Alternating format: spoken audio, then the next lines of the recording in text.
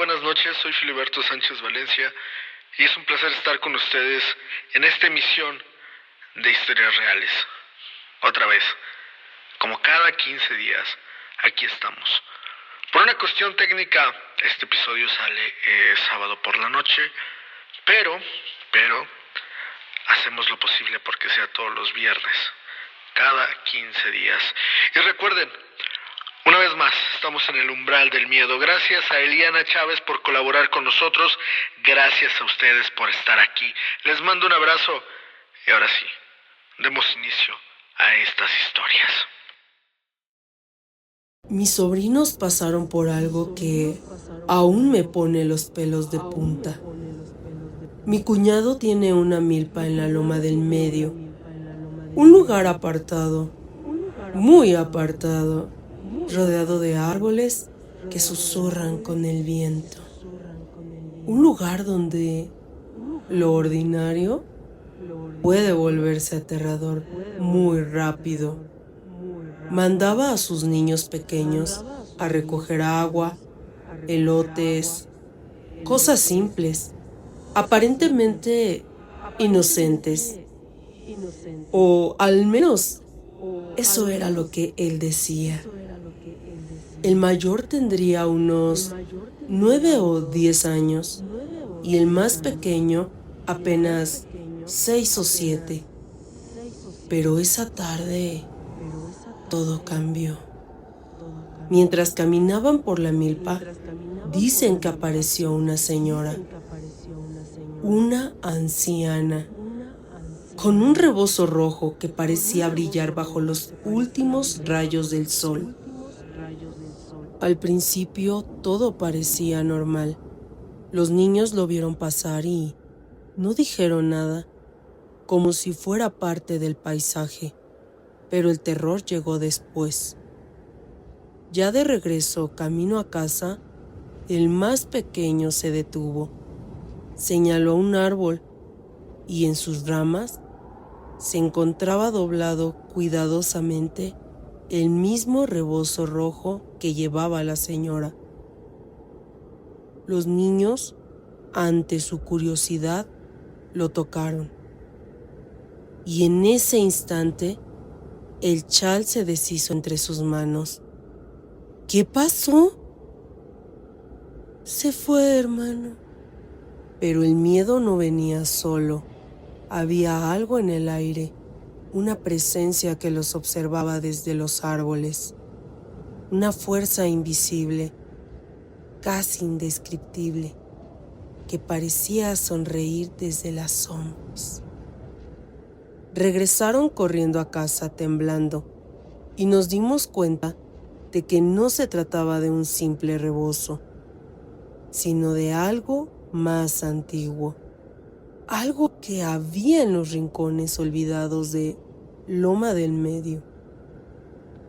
Dicen que ese rebozo pertenece a una hechicera antigua que protege esa milpa y a veces se manifiesta para recordar a los seres vivos que hay límites que no deben cruzarse.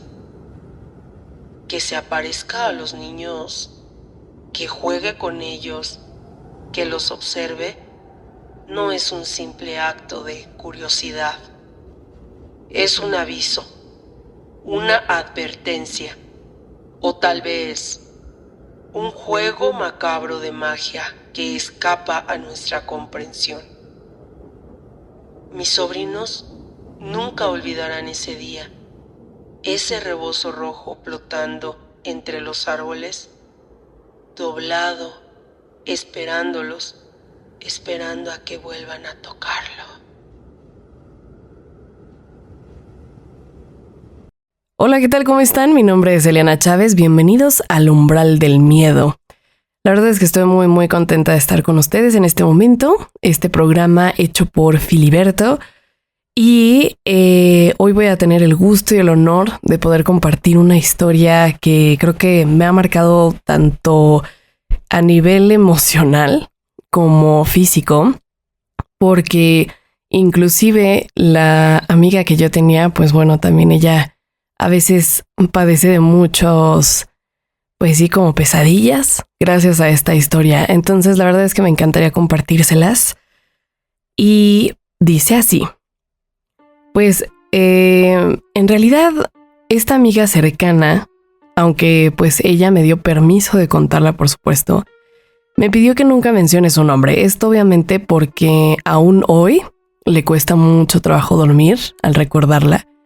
Y es que el mal pues no siempre llega gritando. A veces se infiltra como una sombra invisible, un huésped silencioso que se instala en tu cuerpo y empieza a devorarte desde dentro. Ella llevaba una vida muy normal, hasta que en la casa de su padre apareció una mujer. No era su esposa como tal, ni siquiera una pareja formal. Era su moza, o digamos la amante. Pero había algo más. Aquella mujer practicaba abiertamente la magia negra. Quien la visitaba podría verlo. Esculturas, figuras de la Santa Muerte en cada rincón, una atmósfera bastante espesa, como si la casa misma rechazara la luz. Con el tiempo comenzó a cambiar. Primero, un cansancio extraño. Luego, pues llegó una pérdida total de energía. Y esta persona, esta amiga, pues con los días, ella se sentía sin ganas de reír, de salir, ni siquiera de levantarse. Buscó ayuda médica, exámenes, análisis, nada. Y todo parecía estar bien, pero por dentro se sentía como que algo la apagaba. Su abuela, una mujer de carácter muy fuerte y de costumbres antiguas, notó el cambio. No era un simple agotamiento, aquello tenía como un olor diferente, un olor viejo, denso, peligroso. Y la abuela le dijo, tú no estás enferma, te están trabajando. Al principio ella como que no lo entendió muy bien y dijo, pues no sé qué me pasa, no me quiero morir, pero es como si ya no quisiera vivir. Así que abuela, no te preocupes, voy a estar bien. La abuela obviamente decidió que al día siguiente haría una limpia, pero esa mañana pasó algo muy extraño. Ella no fue a trabajar, los perros y el gato durmieron con ella a su lado toda la noche como si estuvieran protegiéndola de algo. Y de pronto cruje y truena un desgarro enorme en medio de la habitación. Y la abuela entró, pero con mucha prisa, azotando la puerta. ¿Estás bien? Cuando ella le contestó, sí, estaba dormida. ¿Por qué? La pesada puerta de madera del closet de la abuela se había desprendido, pero no caía por el tiempo, o sea, no es porque estuviera vencida por el peso. Era arrancada de cuajo, como si unas manos invisibles la hubieran tomado y lanzado al centro de la habitación. La abuela no esperó más. Eso fue una indicación muy fuerte de que ella tenía que hacer esta limpia. Tomó un huevo, empezó a preparar todo lo que tenía que hacer para, pues, trabajar con luz, rezó y recorrió con él, con este huevo, cada parte del cuerpo de la chica. Cuando lo rompió, en un vaso de agua estaba cocido. No solo eso, en la yema se dibujaba claramente el rostro de una calavera. Tomó otro huevo y repitió la limpia. Y esta vez la figura era inconfundible, era la silueta de la Santa Muerte. La casa entera comenzó a sentirse un poco extraña. La empezó a limpiar con hierbas, empezó a hacer más y más y más trabajo porque la abuela sabía perfectamente que esto no era cualquier cosa, sino que ya ameritaba utilizar más cosas. Entonces, una de las lámparas de la sala, que eran sumamente pesadas de mármol y de hierro, se balanceaban violentamente sin viento, sin nada que las pudiera mover, pero las lámparas crujían y se movían. No había explicación alguna para eso. Ya esta mujer dijo, me siento muy rara. Y de pronto cambió todo. Fue como si le arrancaran una fiebre de golpe. El color volvió a sus mejillas, respiraba mejor, incluso sonrió, aunque apenas podía incorporarse. Y la abuela le dijo, te habían mandado un muerto. Y aquí está, y le enseñó el huevo. Y esta mujer le contestó, no puedo creerlo. ¿Un qué? Sí, un espíritu, lo tenías dentro y se alimentaba de tu energía, de tu luz, iba a matarte no con sangre, sino robándote las ganas de vivir. Desde ese día, ella dejó de reírse de estas limpias, de los rezos, de lo que llamaban supersticiones, ¿no? Porque no supo lo que era vivir con la muerte, respirándote dentro. Desde ese entonces, obviamente, evita todo lo relacionado con el terror. No por las historias, sino por el miedo de recordar que en algún momento las ganas de quitarse la vida, no como tal, pero que se sentía que se estaba muriendo por dentro, ya no podía más y que tenía algo relacionado con esas películas, por eso las evita.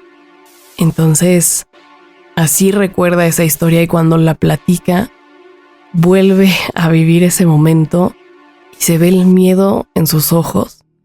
Así que pues tiene mucho respeto con relación a todo lo que tenga que ver con lo paranormal.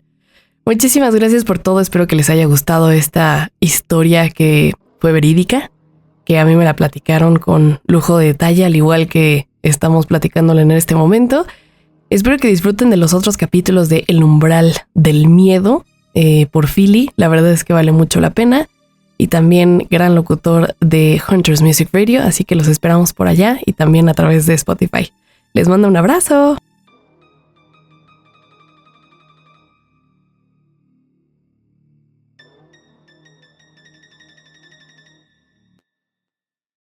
Era pasada la medianoche. Acabábamos de cerrar el puesto de tacos. Yo, mi esposo, mi hermano, mi sobrino, mi excuñada. Estábamos cansados.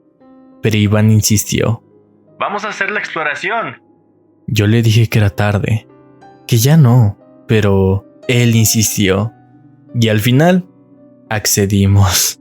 Tomamos la camioneta negra de mi hermano y nos dirigimos hacia Tepeclispa, por el tramo donde la carretera se cruza con las vías del tren. Nos bajamos y comenzamos a caminar. Primero mi hermano y mi sobrino, luego mi esposo en medio y mi excuñada y yo cerrando la fila. Todo estaba oscuro, apenas iluminado por nuestras linternas. Al avanzar, distinguí algo o alguien. Una figura vestida con un chaleco amarillo fosforescente, con capucha. Parecía humana, pero conforme me acercaba, algo cambió. La figura comenzó a agacharse, y lo que al principio parecía una persona, se transformó. Sus extremidades se alargaron, su espalda se arqueó y su cuerpo adquirió una forma imposible. Casi como un perro, pero enorme, grotesco, y avanzaba entre los matorrales con movimientos que no podían ser humanos. Mi hermano intentó seguirlo, pero yo no podía. Y entonces, la linterna se apagó. Todo quedó en completa oscuridad. Solo el viento golpeando entre los árboles. Cuando volvió a encender, la criatura había desaparecido. Seguimos caminando entre los matorrales, buscando, tratando de encontrar algo, cualquier cosa, pero solo escuchábamos las piedritas caer, sin ver de dónde venían. Mi corazón latía desbocado y le dije a mi hermano, no, ya vámonos de aquí. Subimos a la camioneta y nos alejamos y al final nunca supimos qué era eso, ni si realmente había sido alguien o algo que no pertenece de este mundo. No debieron venir.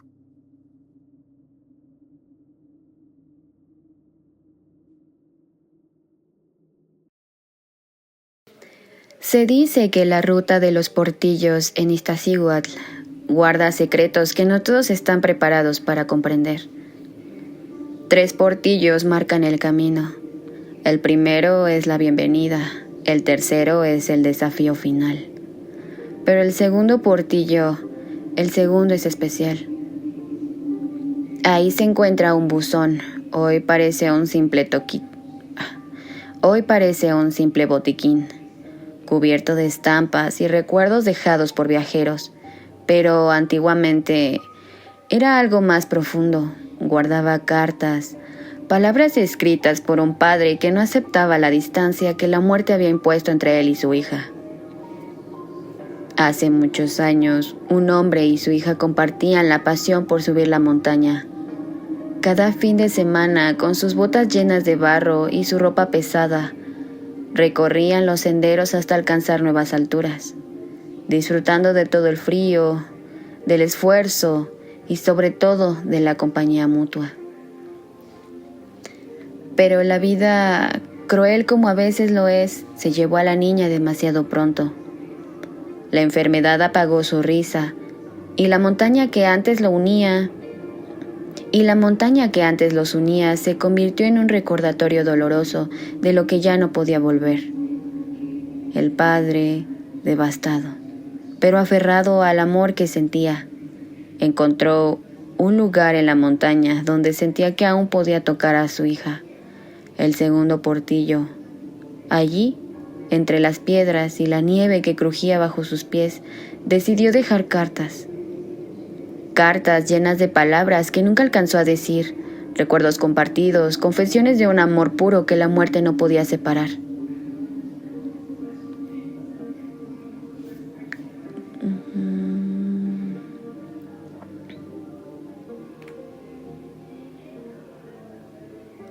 Papá, siempre contigo. Cada día subía.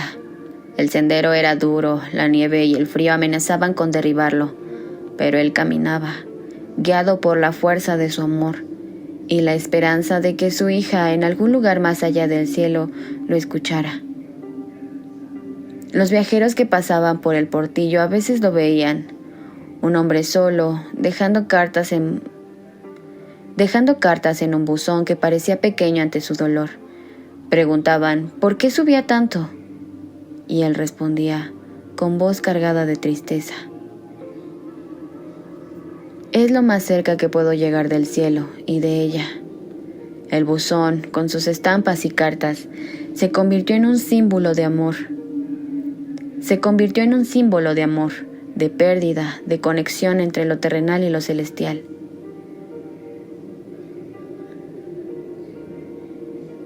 Te veo, papá. Con el tiempo, el padre también partió. Pero dicen que las almas que comparten un vínculo tan profundo no se separan. Algunas noches, cuando el viento sopla de manera extraña y la nieve cubre la montaña, quienes se acercan al segundo portillo aseguran sentir presencias suaves, como si dos almas encontradas, padre e hija, caminando juntas más allá del tiempo, siguieran intercambiando cartas invisibles, palabras de amor que ni la muerte pudo borrar. Subir hasta ese buzón no es solo un recorrido físico, es un viaje emocional, un recordatorio de que el amor verdadero trasciende la vida y que a veces la montaña se convierte en un puente entre lo humano y lo celestial.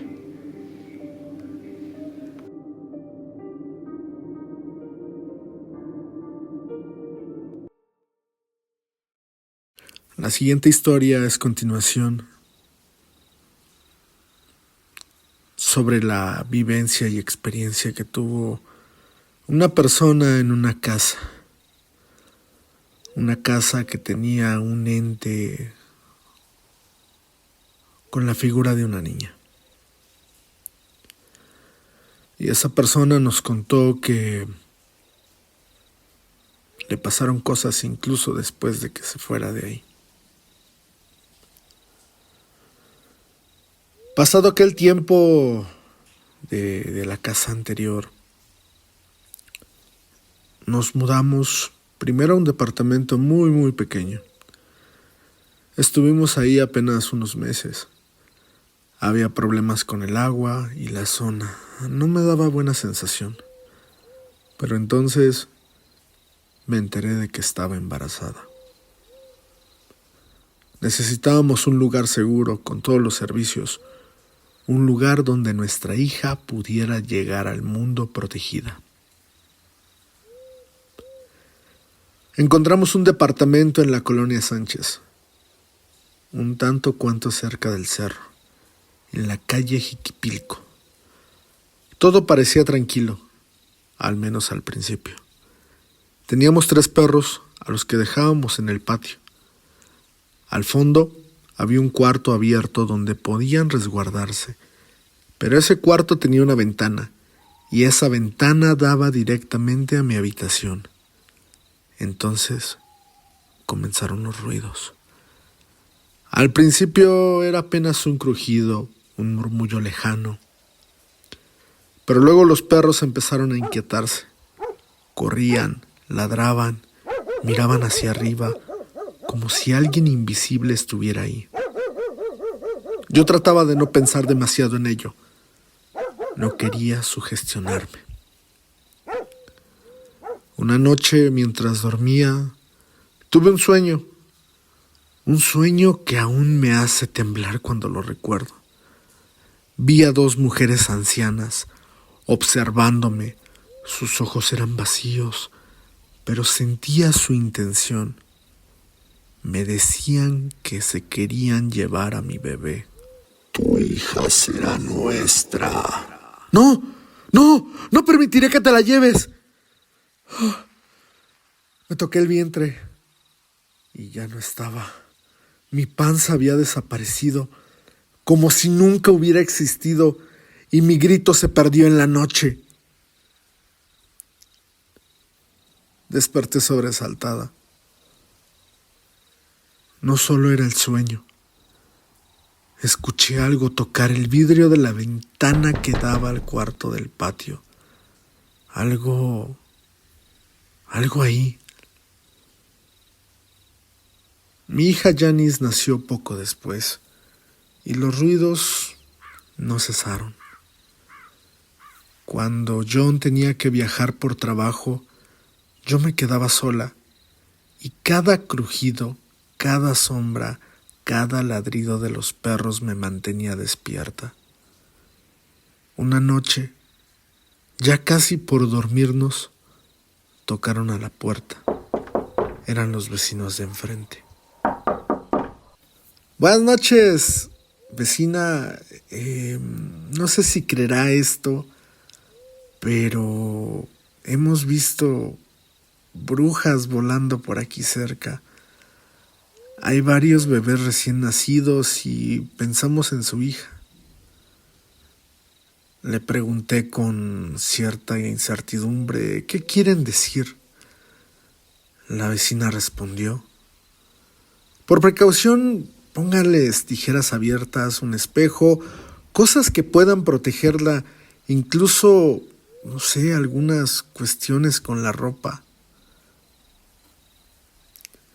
Desde ese momento mi vida se volvió un ciclo de vigilancia constante. Abrazaba a Janice toda la noche. Si los perros ladraban, yo no me movía del cuarto. Si algo me parecía fuera de lugar, encendía las luces, ponía películas, cualquier cosa que me hiciera sentir que podía protegerla, incluso hasta para mí, para poder distraerme. Hice lo que algunas tradiciones, costumbres o, no sé, supersticiones indican. Puse agua en la tina, tijeras abiertas, cuchillos cuidadosamente alineados sobre la cama. Todo por si cualquier cosa pudiese pasar. O incluso por si poníamos o teníamos que ahuyentar algo que viniera por nuestra bebé. Dormí apenas unas horas por la mañana porque en la noche era de ellos o de ellas. Ya no sé qué pensar. 3 meses viví así. 3 meses de miedo constante, de noches interminables, de saber que algo invisible, antiguo, quería tocar a mi hija. Y aún así, seguimos. Después de 6 meses logramos mudarnos a un lugar más seguro Pero nunca olvidaré aquellos días, los sueños, los ruidos, los vecinos que nos alertaron, ni la sensación de que algo nos observaba desde la oscuridad, esperando tan solo un descuido.